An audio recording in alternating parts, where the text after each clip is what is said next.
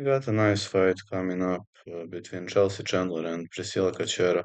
And Chelsea Chandler, not on a good streak, lost to Yana Santos, Norma Dumont, Jocelyn Edwards, defeated Josiane Nunes, Yulia Stolarenko, Courtney King, Olivia Paque.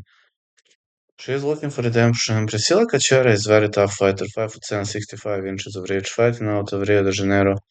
She's also on a bad streak with back-to-back losses to Jocelyn Edwards, Claudia Sigula. Only one win in the last 5 outings.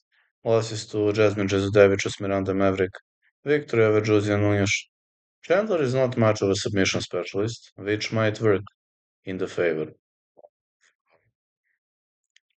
Priscilla Cachoeira, but I'm expecting a tough fight. Cachoeira is start to finish unless you're a submission god, and I'm gonna say fight starts round 3.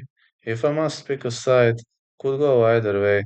Maybe I'm giving slight advantage to Priscilla, but really could go either way.